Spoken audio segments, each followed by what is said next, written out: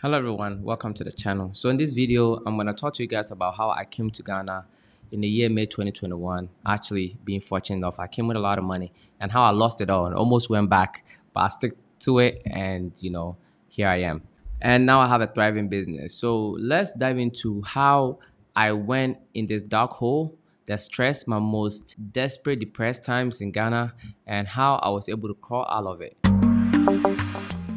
So a little background story. When the idea of me coming to Ghana came to mind, it was through a friend and an idea to come to Ghana and build a gym. I didn't just want to move to Ghana because, I'm so woke or whatnot, right? I was purposely coming here to do a business and also help employ people, right? It all started with a business idea, how I ended up here. Now, the people who promised to back me because I didn't have any money when this idea came, I was just a college student. I wasn't broke, but nowhere close to the money that I need to start this, right?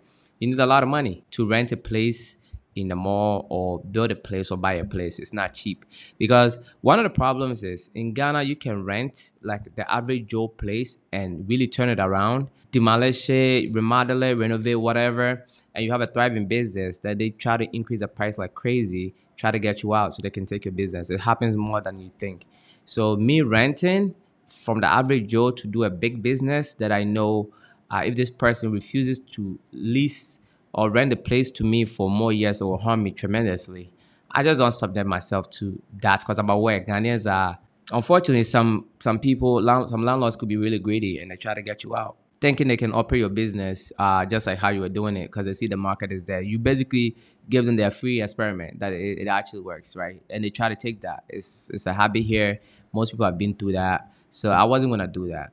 So I needed a lot of money. So one of the things that happened was when I came here, luckily enough, through the stock market, I was able to make my own money. I made good amount of money in such a short period of time that I was able to build and complete my house that I live in right now, where I'm recording this video.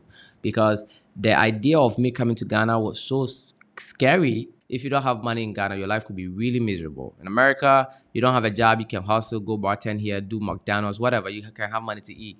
But Ghana, getting a side hustle is like 500 cedis a month or something. Like, what are you gonna do with that as somebody coming from America, right? It's not easy. It's not easy at all. So if you are broke in Ghana, you are really broke, right? Whereas if you're broke in America, you can try to find something to. If you are really trying to work hard, you can try to find something for yourself. Believe it or not, this is the reality on the ground. So being broke down here is one of the scariest things, right? Well, when I came to Ghana, luckily I came with cash. I'm not gonna tell you guys the amount, but I came with a lot of money.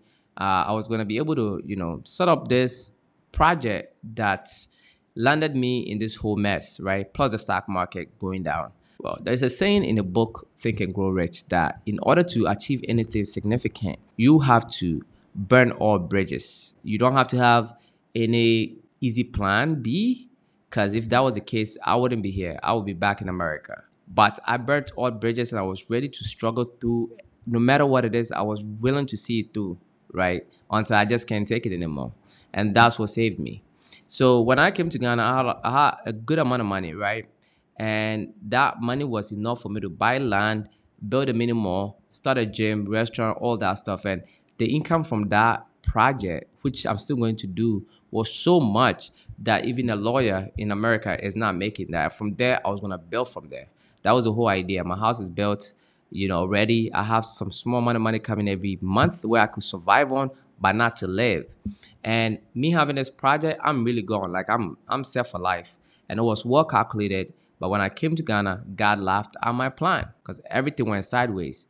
When I came to Ghana, the first 2 months, I was doing so well, man. I bought a car today and I made the money back in 3 days. That's how much money I was making at the time in the stock market. Everything was going well for me.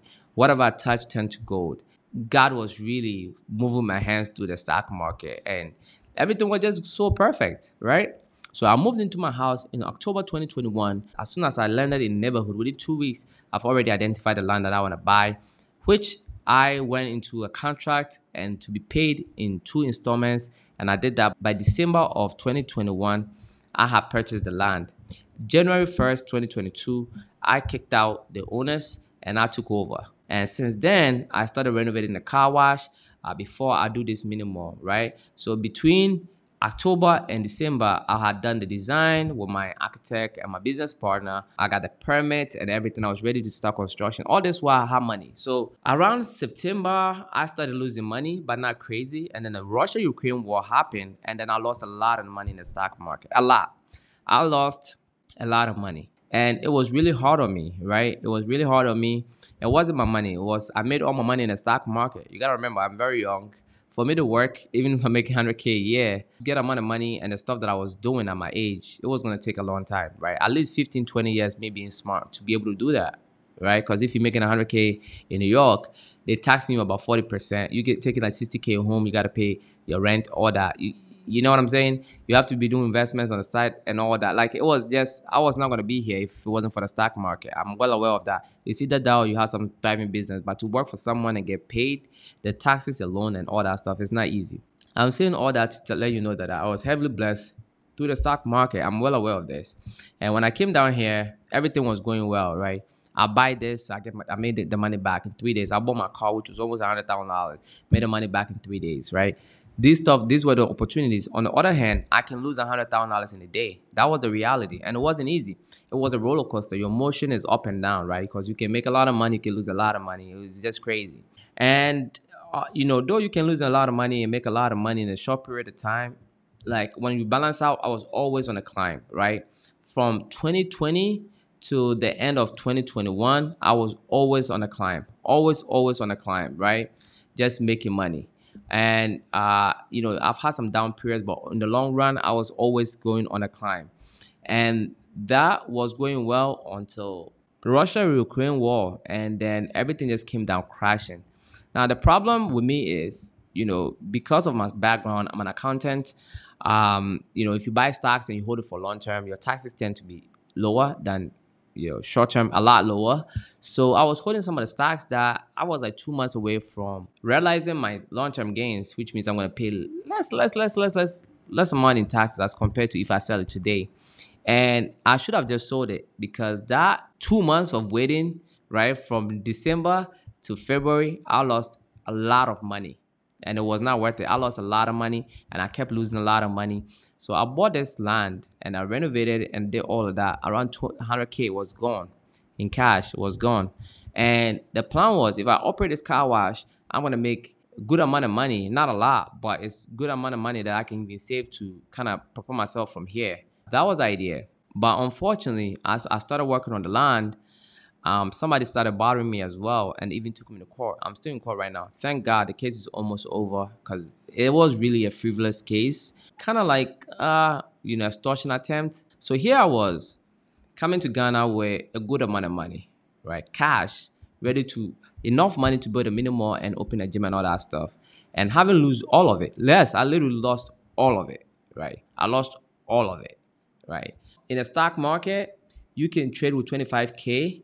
More than that, you can day trade and all that stuff, which I was doing day trade, swing trade, and long-term trade. Investing, I do all of it, all three. I'm skilled in all three. But it got to a point where my account went below 25K and I just couldn't day trade like I used to. So I just sold everything. I went to pay some stuff off and I just, took a break because it was just crazy. I didn't have the time to pay attention to the stock market. I remember one time I looked away. I was doing something. I looked away and I came back. I lost 12 grand just like that. That's when my account was getting smaller. So I'm like, it would be smart to actually take a break from this whole thing. So I sold everything. I was not poor by any means, right? If you look at my hard assets, which I cannot easily sell, I can turn around and sell my house or I can turn around and sell my car. What else am I going to drive, right? I can and downgrade, but I have lands and other stuff. So on the books, like net worth wise, I was still pretty wealthy, but money wise, cash, I was down. I didn't have anything, right? Except the money that I have coming in every month to take care of myself.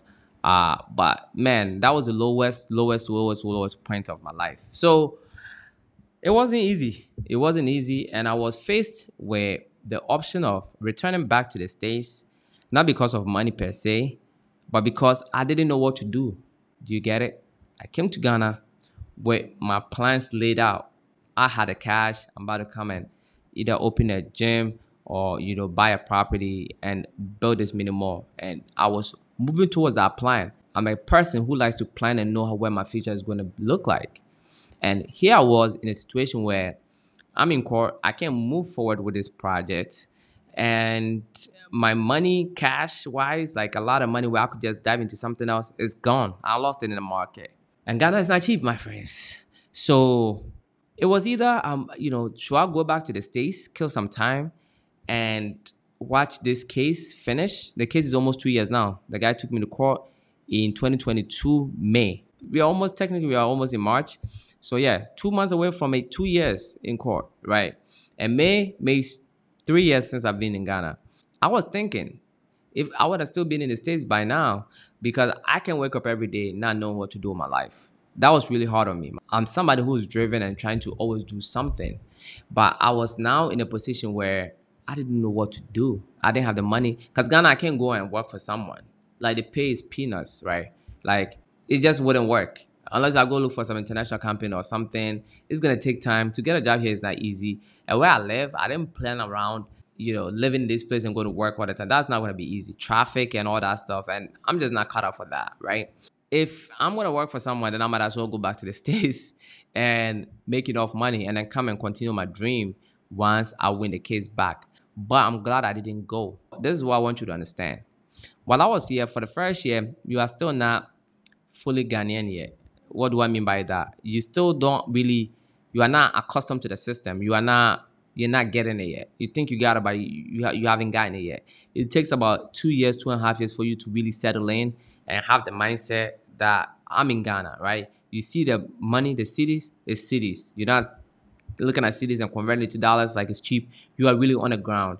And thank God, I spoke to God. I was really down. I didn't know what to do with my life. It's not about money because, like I said, I live in a nice house. I can get some money to feed myself. And even if I didn't have money, I have my parents in the States. Worst case scenario, I can call them. They can send me something. Like I wasn't starving. And I have pride, right? I want to make it on my own. So that was like, I was going to go back to America before I do that. Let's put it that way. I was not going to ask my parents for money. I remember my mom even offered, like, do you want me to send you money? I'm like, nah, I'm good, right? So I just had to push through it. And I did push through it, right? Because I had a company, Arcadian Limited. I had that company with a friend of mine, and we have the business plan laid out, but how to really move forward wasn't so clear, right? We'll get a few projects here and there, but while I was bored out of my mind, I took on YouTube, and that was the best decision I've ever made. By taking on YouTube, I was able to now market for free on my own, and that changed everything for me. And here I am now, almost close to the finish line of me closing down on my case. It's almost over. It's all good news. And my business is thriving. Akiden is thriving. I have purchased multiple lands since I've been here out of this business. And I've made the right connections. I feel really settled in Ghana. Like I'm really hustling and making money here. Now I am moving on to a big project called Acadian City. And this project is even bigger than the mini mall that I came to Ghana with money to do. So I want you to know that Acadian City, I did not put a dime of my own money from the States inside. Everything that I'm accomplishing through Acadian is all services provided here in Ghana and compounding it, reinvesting it, forming strategic partnerships. So it's absolutely possible for you to be down here and make it with no money. Because while I came down here with a lot of money to do my mini mall, I lost all of it, right? After purchasing the land and all, I lost all of it. Do you hear me? I lost all of it. Okay, I lost some in the stock market. I paid a lot in lawyer fees. Here and there and there and there. I invested a lot in the car wash and I got nothing back. And I'm in court, so everything was on hold. I didn't make a dime for my own money in the States, except me trading the stock market while I was down here. Okay, now everything else that was accomplished down here in the past maybe a year and a half has been through Acadian by providing services and buying land in strategic places. We're selling some of them sometimes, and here we are now. We are moving on to 30 acres. Do you get that? 30 acres of land. We are about to build a gated community. And some of the land, we're going to sell it. We're going to demarcate it very well. We're going to have hospitals in there, schools in there, and all that stuff. And God is amazing. And by looking at the financials of this is going to be a game changer for me and my friend and the company in general. This project is bigger than what I thought I was coming to Ghana to do. Do you get that? So God works in mysterious ways. Okay. So this was my darkest time. I came to Ghana with money with a plan. I lost the money. I was taken to court. My plan was put on hold, and I was in a position of not knowing what to do. Okay. And when you don't know what to do, that is one of the most darkest place that you could be in. And I found myself in that, unfortunately. I've never been in a position like that in my life. But I was in Ghana, in this position. And I was questioning myself, even if it was worth it. Even if it was worth it, because I came down here trying to help my own people, try to create businesses and hire my own people. And people are literally pulling me back, right? When I was in court, like, it's a frivolous case. This person is literally pulling me back, right? My people are pulling me back. When I'm trying to go forward and bring people with me, somebody is literally trying to pull me back. I'm losing money in the market. Everything is going south. It was bad. And this is where the men are separated from the boys. This is where the women are separated from the girls. If you are not strong, you will give up and go back. I stick to two, and boom, I went to the terror barrier. So if you are coming to Ghana and you have all these fears and all that stuff, trust me, I've heard many stories like this. Just stick to it. Don't be scared. Stick to it, and everything will be fine. So these are my darkest moments. I lost a lot of money while I was down here. I literally started from zero with a business and it made money here, and now moving on to bigger projects. So it is more than possible to make money in Ghana. You just have to think strategically. People think that I came in here with a lot of money to do what I'm doing. But the truth is, I didn't spend a lot of money on Acadian at all. We registered a company with like $200 while I was in the States. And then I think we put like $500 collectively, my business partner and I, in our bank accounts. If that, that's the only money that I ever went into Acadian. And now we have multiple land in strategic places. We are embarking on a 30-acre project worth millions, right? And all of this happened within a year and a half. So it's more than possible in Ghana, because just telling the truth, showing up on time, and doing good business can take you far in Ghana. It's not a lot of those out here. So don't get discouraged. Don't get worked up that you haven't figured it out yet. Just stick to it, because as you get down here and you're on the ground and you're going through the pain, you will figure it out. You have to burn all bridges. Don't come in here try to think, oh, if this happens, then I can always go back. Because if that was the case, I was gone, man, because I was really down. And I was strongly considering going back. Not forever, but for some time until my case was over. I would have some money to come down and, take it from where I left off. But I'm glad I stick to two. And now I feel like I'm here. I feel like I'm on the ground. I don't remember the last time I went to the States. I think it's been almost 2 years now. Or yeah, it's been almost 2 years now since I went to the States. And I really don't want to go to the States on purpose. Really, I want to feel my soul on the ground first before I start going back to the States. I could go to other places. I went to the Philippines. I could go to other places. But when I go to the States, it's like, that's my home. I was there for a long time. And I feel like I'm visiting when I come back. So I really want to feel like I'm living here, then I'm visiting. If you've not subscribed to the channel already, kindly do so. Like the video, it helps with the algorithm. Comment, let me know what you think. And until next time, my friends, be legendary.